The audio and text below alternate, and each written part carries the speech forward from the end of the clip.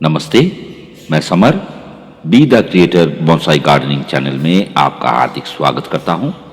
इस एपिसोड में आपके साथ शेयर करने जा रहा हूं कब, कैसे और क्यों करें बोनसाई डिफोलिएशन और प्रूनिंग। लक्ष्यहीन होके कोई भी काम हमें नहीं करना चाहिए। बोनसाई आर्ट एक ऐसे कला है जिसके लिए सोच, समझ और धैर्य सबसे ज्यादा महत्व रखता है। इसके ऊपर किए जाने वाला हर काम विशेष लक्ष्य को प्राप्त करने के लिए ही किया जाता है। डिफोलिएशन और प्रूनिंग अर्थात पत्र मोचन और छंटाई बोनसाई बनाने के लिए दो बहुत ही आम प्रक्रिया होते हैं, जिसे छोड़ के आप बोनसाई नहीं बना सकते हैं। और अगर ये लक्ष्यहीन हो तो आपका बोनसाई नष्ट होना निश्चित है। एक नजर मेरे पिछले बार किए गए काम का अपडेट पर। पिछले बार जब रिपोर्ट किया था इस फाइकस वायरेंस को, तो यहाँ एक थिक टैप रूट को मैं प्रून कर दिया था। तब कुछ व्यूअर्स का ये प्रश्न था कि इस रूट को मैं क्यों काटा। उस समय मेरा जवाब था कि आप आगे जाके इसका कारण समझ पाएंगे। बोनसाई बिगिनर्स के लिए ये एक अच्छा प्रत्यक्ष ज्ञान होगा। उस समय मैं जो किया था उसका कारण आज आपको समझ में आएगा।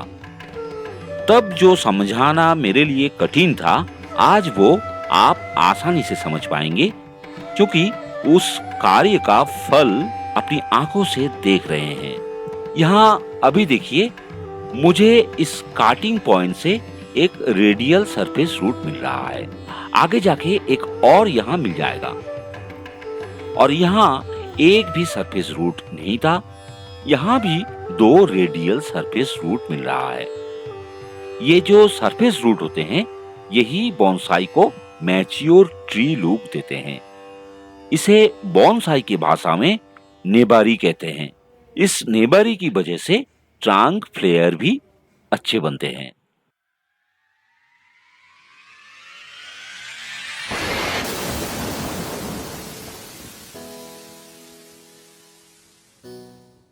सितंबर के महीना बोनसाई डिफोलिएशन और प्रूनिंग के लिए बहुत ही अच्छा समय है। बरसात के मौसम का अंत हो रहा है, सूरज दक्षिण की दिशा में ढलने लगे हैं और सर्दी आने वाले हैं। इस समय पेड़ों पर नए विकास देखने को मिलता है। विकास शुरू होने के समय अथवा शुरू होने से ठीक पहले अगर बोनसाई को डिफोलिएट किया जाए तो सबसे अच्छा फल मिलता है। क्या आप जानते हैं कि डिफोलिएट करने के लक्ष्य क्या होता है? बोनसाई पर नए नए शाखाएं मिलता है। डिफोलिएट करने से पत्तों के आकार छोटा होता है, घने पत्तों वाला कैनोपी मिलता है। डिफोलिएशन कैसे करेंगे? पत्तों को कैंची से काट दीजिए, डंठल के ठीक बीच से काटिए। डिफोलिएशन समाप्त कर लिया। अब प्रूनिंग अर्थात छंटाई। पॉट में से जो रूट बाहर आ गए हैं उसे पहले प्रून कर दीजिए। फिर चलिए ऊपरी हिस्से में। ट्रेनिंग पीरियड में बोनसाई के लगभग सभी उपशाखाओं को काट बैक कर दीजिए। यहाँ देखिए मैं किस मात्रा में काट बैक कर रहा हूँ। मैं उतना ही काट बैक कर रहा हूँ जहाँ से मुझे रेमिफिकेशन चाहिए। हर एक काटिंग पॉइंट पर हमें 2, 3 या 4 नए उपशाखाएं मिलेगा। आगे जाके उनमें से सबसे ज्यादा सुइटेबल 2 उपशाखाएं हमें रखना होगा। प्रूनिंग के समय शीघ्रता की जगह धीरे चलने का प्रयत्न कीजिए। किसी ब्रांच को काटने से पहले बार बार सोचिए। एक बार काटने के बाद आपको वो शाखा वापस नहीं मिलेगा, इसलिए सोच विचार काटने से पहले कीजिए। पिछले बार किए गए प्रूनिंग की जगह जो सूखे लकड़ी रह जाता है उसे काट दीजिए। एक दफा प्रूनिंग के बाद थोड़ा सा समय पेड़ को अवलोकन करने के लिए व्यतीत कीजिए। देखिए, सोच विचार कीजिए, फिर काम शुरू कीजिए।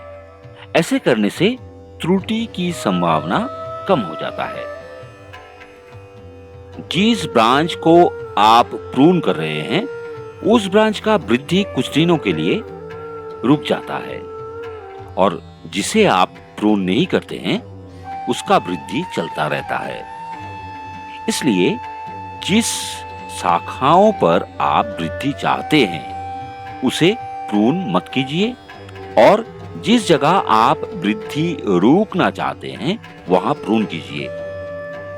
पेड़ के ऊपरी हिस्से में प्रून अगर ना किया जाए तो नीचे वाला शाखाओं का वृद्धि थम जाता है और वो धीरे धीरे डाई बैक हो जाता है।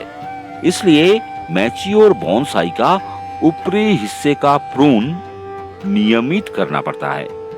इस पिलखान पेड़ का कुछ शाखाओं को मैंने प्रून उसी कारण नहीं किया। डिफोलिएशन और प्रूनिंग के बाद कुछ दिनों तक बोनसाई को पानी कम देना चाहिए।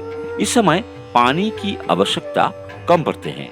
ज्यादा पानी रूट बॉल के लिए हानिकारक है। मॉनसून खत्म होते ही मैं मेरे हर एक बोनसाई को स्लो रिलीज फर्टिलाइजर का टैबलेट दे दिया हूँ। इस फाइकस वायरेंस के लिए 2 टैबलेट ही काफी है। ऐसे टैबलेट्स आप खुद बना सकते हैं।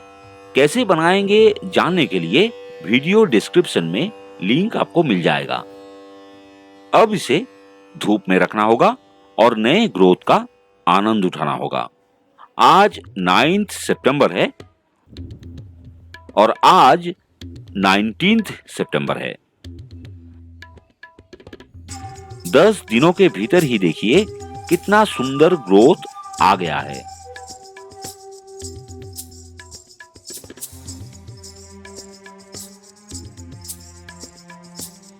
रेमिफिकेशन भी देखिए कितना अच्छा मिला है।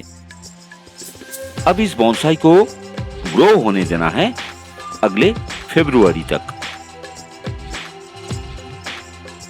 अगर आप बोनसाई बनाना सीखना चाहते हैं तो मेरा चैनल को सब्सक्राइब जरूर कीजिए और बेल आइकॉन को भी दबा दीजिए, क्योंकि सही तरीके से बोनसाई सिखाने का भारत में यही एकमात्र बोनसाई यूट्यूब चैनल है।